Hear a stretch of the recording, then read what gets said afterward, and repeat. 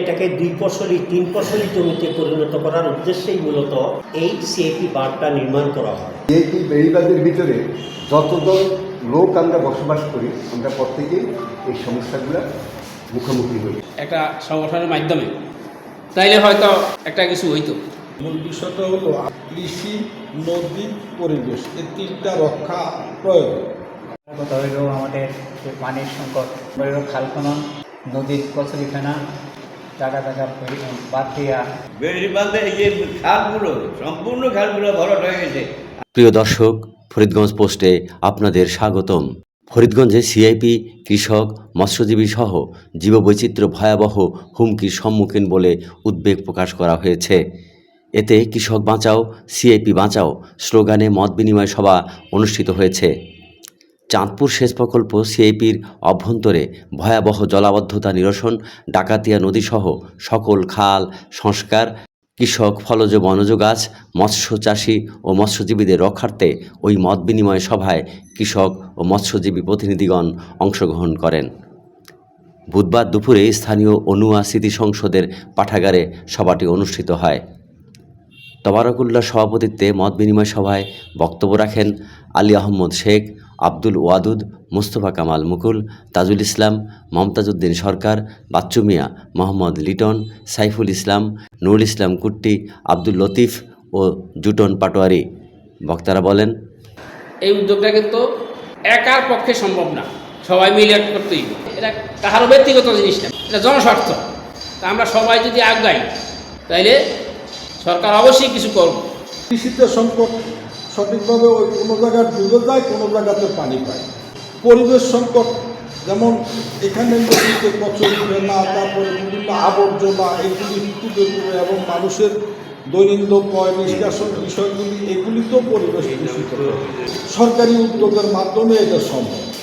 আর এর জন্য প্রয়োজন কি, সিআইপির সকল মানুষকে ঐক্যবদ্ধ করতে হবে, সবাই মিলে স্বতঃস্ফূর্তভাবে বিভিন্ন ইউনিটে কমিটি করতে হবে। এইবার এই দাবিগুলি নিয়ে আমরা সরকারের কাছে উপস্থাপন করলে আশা করি এটা ভালো একটা ফসল আসবে।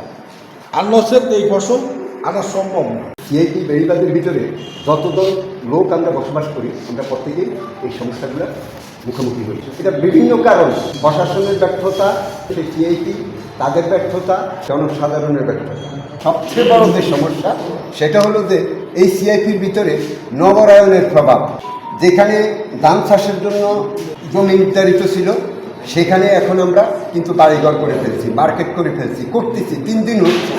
কথা হইল আমাদের যে পানির সংকট, 1 নম্বর হইল খাল খনন, 2 নম্বর হইল নদীর কচুরিখানা, জায়গা বাদ দিয়া যারা নাকি ভর্তুকের আবর্জনার মাধ্যমে আমাদের মাছ এবং গ্রামবাসীর পানি খাওয়া তা পর্যন্ত সম্পূর্ণ কিছু বিতাড়িত করেছে, তাদের বিরুদ্ধে একটা অভিযোগ দাঁড় করা। বর্তমানে আমরা সবাই ঐক্যবদ্ধ হইয়া ডিসি বরাবর একটা এলিগেশন দরখাস্ত দিয়ে দিলে উনি অত উপরে লেভেলে পাঠাবে। এটার তথ্য কী আসে এবং সরকারি সাহায্য সহযোগিতার মাধ্যমে খাল খনন এবং কচুরিখানা, নদী সরবরাহ চলাচল বদ্ধতাগুলি ক্লিয়ার করার উদ্যোগ নেওয়া। এদিকে প্রধান অতিথি আলমগীর হোসেন দুলাল বলেছেন, এই অঞ্চলের মানুষ আগে খাদ্য ঘাটতিতে ছিল।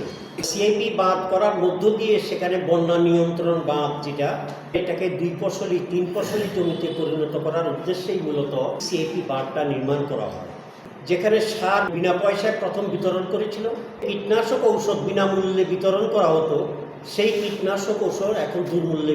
ধান উৎপাদন করে তারা সেখানে তার ফসলের দামটা পায় না, আবার যারা কিনে খায় তাদেরকে বেশি দামে কিনে খেতে হয়।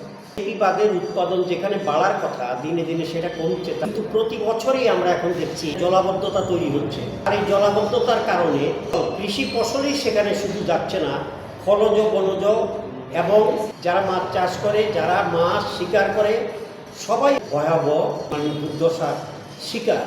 এবছরের এই বন্যায় 60,000 একর জমিতে 60 শতাংশ ধানও সেখানে কৃষক পাবে না। 6 মাস কৃষকের ঘরে কোনো ধান থাকবে না। এই জলাবদ্ধতার যে প্রধান কারণ, এই যে খালগুলো আছে সেখানে আজকে প্রায় 20 বছর ধরে ওয়াবদা সংস্কার করছে না, ফলে তার নাব্যতা নেই। এসে ডাকাতিয়া নদী, সংস্কার হচ্ছে না, ফলে তার ধারণ ক্ষমতা সেখানে কমে গেছে। এটা কিন্তু উন্মুক্ত জলমহাল, সেটা ইজারা 1992 সাল থেকে সেখানে বন্ধ করে দেওয়া হয়েছে। এটা বদ্ধ জলাশয় দেখিয়ে তার প্রকৃতি পরিবর্তন করে এই অফিসের সাথে দুর্নীতি করে সেগুলিকে ইজারা দেওয়া হয় এবং এখনও ইজারা দেওয়া আছে। তাহলে এই জলাবদ্ধতা দূর করতে হলে এটা সরকারকেই, ওয়াবদাকেই, পানি সম্পদ মন্ত্রণালয়কেই সেই উদ্যোগটা নিতে হবে। এখন তারা নিচ্ছে না। এখানকার কৃষকরা, মৎস্য চাষিরা, মৎস্যজীবীরা ক্ষতিগ্রস্ত হচ্ছে। নদীতে কচুরি পানা জমাট বেঁধে পচে মাছ, পানি, পরিবেশ সেখানে নষ্ট হচ্ছে, যেখানে এই এলাকাটা সমৃদ্ধ এলাকা হিসাবে গড়ে ওঠার কথা, কিন্তু তার পরিবর্তে সেখানে অবনতি হচ্ছে। তারা যে বীজতলা তৈরি করছে সেই বীজতলা পচে গেছে। এই সংকট সমাধান তো কৃষকের পক্ষে সম্ভব না। তাহলে এটা পানি সম্পদ মন্ত্রণালয়কে, এটা ওয়াবদাকে এই দায়িত্বটা সেখানে নিতে হবে।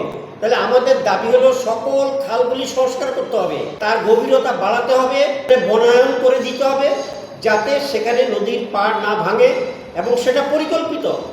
অপরিকল্পিতভাবে এক ধরনের মানে বালু দস্যু আছে যারা তাদের খুশি মতো বালু বিক্রি করছেন। অপরিকল্পিতভাবে এই বালু তোলার ফলে আরেক দিনে আমরা কিন্তু সামনে আরেক ধরনের ভয়াবহ সংকটের সম্মুখীন হব।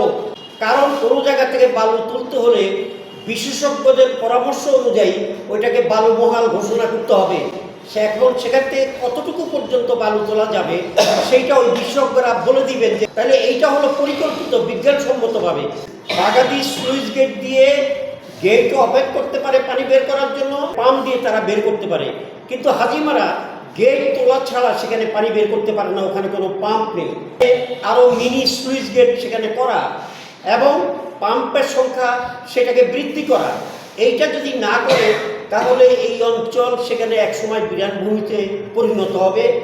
এই যে গেট নিয়ে যে দুর্নীতি, টাকা না দিলে গেট ওপেন করা হয় না, এগুলিকে রোধ করতে হবে। করতে গেলে সেখানে সমস্ত চাষিদের ঐক্যবদ্ধভাবে সেখানে এটার বিরুদ্ধে আন্দোলন গড়ে তুলতে হবে। প্রিয় দর্শক, সংকট দূরীকরণের দাবিতে আগামী 4 ডিসেম্বর বুধবার জেলা প্রশাসকের কার্যালয়ের সামনে সমাবেশের ঘোষণা দেওয়া হয়েছে। সভায় আলমগীর হোসেন দুলালকে আহ্বায়ক, আব্দুল ওয়াদুদ, জাহাঙ্গীর খান, বাচ্চু মিয়া, তবারকুল্লাহ, তাজুল ইসলাম, শেখ আলী আহমদ, নুর ইসলাম কুট্টি, শান্তিচন্দ্র শীল, জিয়াউল হক, জহিরুল ইসলাম বিয়াচ্ছি, লিপন মিয়া, লিটন পাটোয়ারি, মমতাজ উদ্দিন ও মোস্তফা কামালকে সদস্য করে 15 সদস্য বিশিষ্ট কমিটি গঠন করা হয়েছে। সভাপতির বক্তব্যে তবারকুল্লাহ বলেন, শরীর স্বাস্থ্য ভালো না থাকলেও মন চায় না যে আর ঘরে বসে থাকি। এতক্ষণ সবাই কথা যায় বলছে, ভালো লাগছে, শুনছি, কিন্তু এখন এই কথা বলার পরে যদি চুপ করে বসে থাকি তাহলে চলবে না। সামনের দিকে যে প্রোগ্রাম হবে সেই প্রোগ্রামে কীভাবে সাকসেস করা যায় সেইভাবে চেষ্টা করতে হবে।